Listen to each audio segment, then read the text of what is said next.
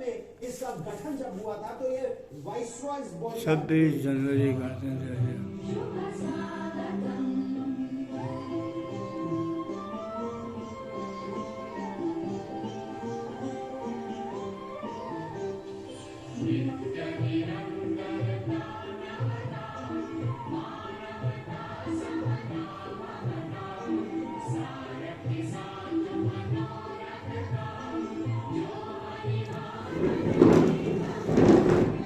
Vice President of India, Shri Jagdeep Dhankar,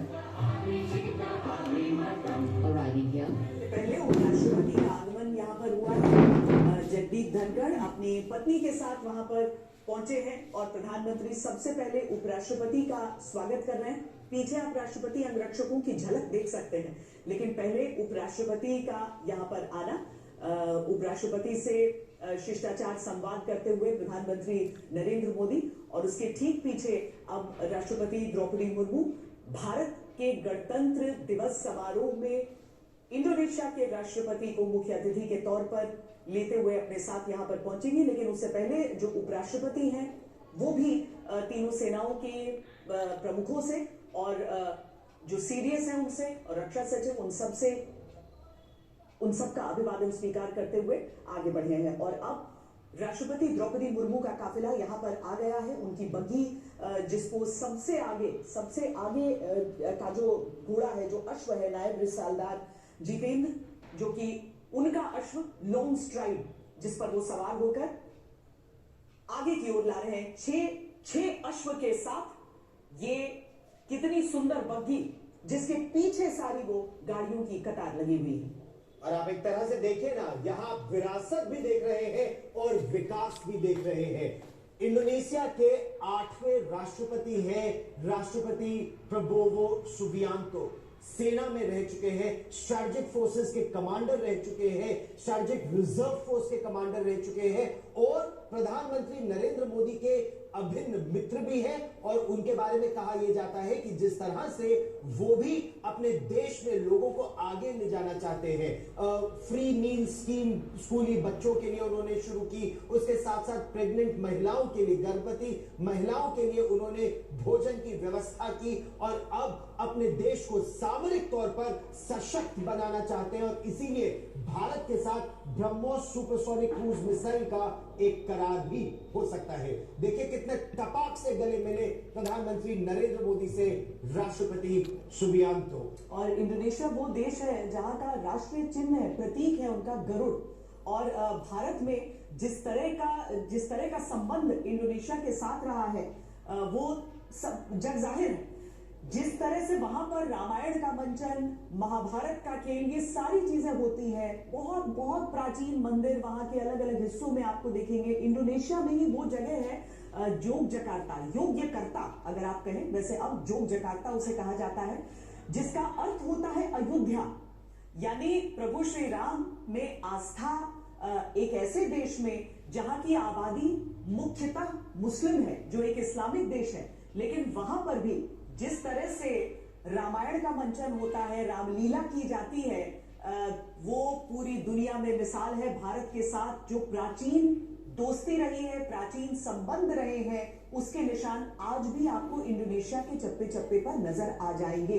इसीलिए जब आज इंडोनेशिया से ये विशिष्ट अतिथि हमारे देश में पधारे हैं, भारत के गणतंत्र को देखेंगे तो इंडोनेशिया का भी मार्चिंग दस्ता यहाँ पर, इंडोनेशिया का भी मार्चिंग जो बैंड है वो भी यहाँ पर रहेगा। और दोनों देशों के बीच दोस्ती का भी एक अद्भुत दृश्य आप कर्तव्य पथ पर देखेंगे।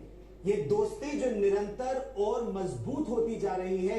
एमाशु चोपड़ा अगर जल्दी से न केवल ये दोस्ती उस सुपरसोनिक क्रूज मिसाइल ब्रह्मोस की बात कर रहे हैं, बल्कि विमानों की भी अगर हम बात करें और मैरिटाइम कोऑपरेशन की भी लगातार बढ़ रही है ये मित्रता। जैसे श्वेता ने बताया कि प्राचीन संबंध है, इमीडिएटली आफ्टर इंडिपेंडेंस जब नॉन अलाइंड मूवमेंट शुरू हुई तो उसमें इंडोनेशिया और भारत का बहुत बड़ा योग था। दोनों ने मिलके नॉन अलाइनमेंट मूवमेंट को बढ़ाया था। मगर स्ट्रैटेजिकली इंडोनेशिया बहुत इंपॉर्टेंट है। देखिए अंडमान आइलैंड्स को जो सदर्न टिप है वो इंडोनेशिया के नॉर्दर्न आइलैंड्स अचे में बहुत नजदीक है। मलाक्का स्ट्रेट वहां पे है और ये स्ट्रेटेजिकली एक रिश्ता जरूरी है। और उसके अलावा ब्रह्मोस हो, चाहे वो एलसीए जहाज था, उसके लिए हम बातें कर रहे हैं।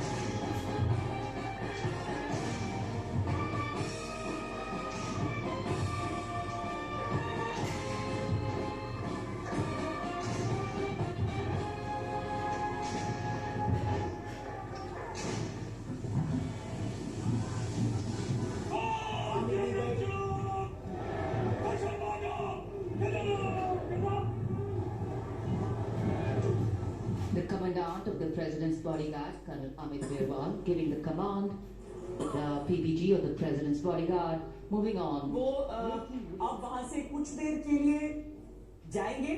समारोह का हिस्सा प्रत्यक्ष रूप से तो रहेंगे, लेकिन राष्ट्रपति को आखिर में वो अपने साथ लेकर यहां से लौटेंगे। तब तक यहां पर वो प्रतीक्षा करेंगे। और अब इसके साथ ही गणतंत्र दिवस समारोह की औपचारिक शुरुआत हो रही है, जहां सबसे पहले आप कर्तव्य पथ पर पुष्प वर्षा देखेंगे और पुष्प वर्षा के साथ ही मार्चिंग दस्ते जो एक एक कर आगे बढ़ने वाले हैं। लेकिन उससे पहले जो परेड कमांडर्स हैं, उनसे आपका परिचय इसी कर्तव्य पथ पर होने वाला है। और परेड की शुरुआत से पहले जब विरासत की बात करें, तो जब भी कुछ सुंदर होता है, अच्छा होता है, तो संगीत के साथ आरंभ होता है। और 300 कलाकार आएंगे, 300 कलाकार, अलग अलग वाद्य यंत्र, भारत के अलग अलग हिस्सों के वाद्य यंत्र, और उनसे वो आगमन होगा। तो एक तरफ आप ढोल ताशे भी सुनेंगे।